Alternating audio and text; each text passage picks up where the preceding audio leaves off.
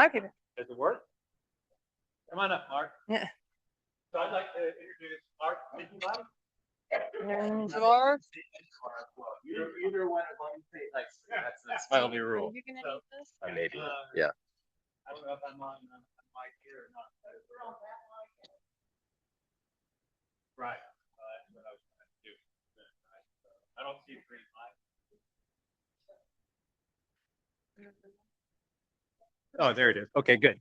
Anyway, Mark is here to talk to you about our mini grant program. For the last 4 years, Mayor Audubon has sponsored what we call the Community Mini Grant Program, where we supply anywhere from $100 to $1,000 for a project that is conservation related, bird related, in some way helping nature in general, but it has to be public facing and it has to have impact.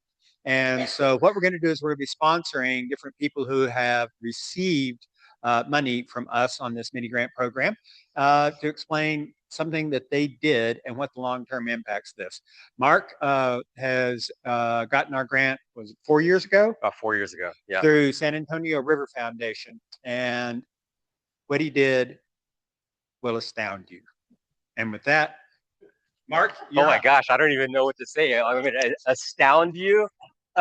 First off, Britt, thank you so much. I have gotten to work with you and Patsy so much over the past few weeks. We are working on the recertification of our city to be a bird city. So if you want to know more about that process, stay after and let me know, and we will give you a job to do. But yes, as Britt said, I'm an artist here in town. I'm also a professor at UT San Antonio. We run a small BA in community arts program, and we're starting a master's program in a year from now. So it's just wonderful to be working with the community. Is this going to work? I don't think it's going to click. At this here. Is it because it's open in a browser? Okay, there we go. Okay, so, oops. Yeah, I'm just going to stay right here. So I did get a mini grant a few years ago with the River Foundation, but I started birding in 2013. Does anybody recognize where this is? Come on, right? So I've lived for 21 years off of Woodlawn Lake, and in 2013, it was January. I walked out of my backyard and I saw the weirdest looking blue jay, but it wasn't a blue jay. Y'all know what it was. What was it? Yes, belted kingfisher. I gave you some hints. January, water, right there. And so it was this bird here. And for me, I had 2 young kids. I was a full-time freelance photographer. I was in grad school. My stress levels were crazy high. And I started to bird. It became this way to disconnect, right, from all the stress, all the email, everything, all the money problems, everything going on. But what I quickly realized is that it wasn't really about disconnection. It was about connection, right? Birding allowed me to connect with myself. It allowed me to connect with nature. And it allowed me to be connecting with other people as I started birding. And then as I started birding and going out with people, I realized that yes, it's about the birds, but it was about so much more. So I started doing what I call artist-led bird walks. And you're probably wondering, Mark, what the heck are you talking about with an artist-led bird walk? And really it started because I'm not an ornithologist, I'm an artist. And then I started leading these bird walks with my friends, and it became a way to bring a whole new crowd into birding. And that is what we got the mini grant for. I was so grateful for it. And on these artist-led bird walks, yes, we talk about the birds, but we do activities to help us begin to notice how we look at the world around us, how we listen to the world around us. We talk about the land that we're on. Who owns it? Is it public? Is it private? Who are the indigenous communities that have come before us who've been making meaning with birds for so long? How do we think about future ecologies if we want to care for the land? How do we talk about healing? How many of y'all have seen the studies that have come out recently showing how birding and birdsong reduces anxiety, reduces stress, right? I think that there's a beautiful thing of mutual aid that's built into birding, right? We're caring for the birds as they are beginning to care for us. And then also thinking about migration, right? I can't think about bird migration and not think about human migration in the context that we're in. I think about my own family's history. And so these artist-led bird walks, yes, it's about the birds, but we also connect about all these other things. We've probably done, I don't even know, 25 of these artist-led bird walks here in town with different arts organizations, with different nonprofits, but it hasn't stopped there. These are just some of the pictures with different nonprofits who worked along on the river. But but I also got invited to do a project in rural Washington where I worked with about 70 young people, all the children of migrant farm laborers, and we began to map out where our families all had connections to. And then we researched the birds that migrated back and forth, right? The ida y vuelta of migration that happens from their home countries to where they're living at now. And we did bird walks as well.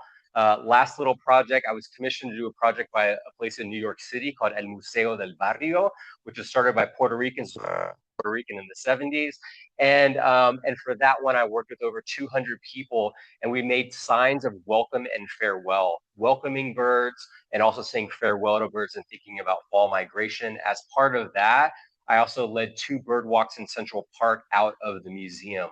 Another funny one, I'll show you this picture here. This is in St. Louis at the Slam. Anybody ever been to the St. Louis Art Museum? It's an amazing, large collection-based place, but I was invited by Washington University in St. Louis to come up and do a talk and lead bird walks. But we woke up in the morning and it was snowing. This freak storm came in. So what I did is I took everybody to the art museum and we birded the museum by literally looking at everything through binoculars. Y'all, this is the last thing I will say about this, but really a huge thank you, because none of this would have started if it had not been for the mini grant that I got from y'all. Because it took a little bit of encouragement, a little bit of saying, hey, you're doing something good, go out and experiment. It was like, yes, the money helped a bunch, but it really was your belief inside of the project that then has launched this going forward. This summer, I'm doing an artist residency at the Aldo Leopold Foundation in Wisconsin. Again, linked to the work that y'all supported here. So thank you, thank you, thank you for everything you're doing. The impact that you have financially, but also just your support is huge in our community. Thanks.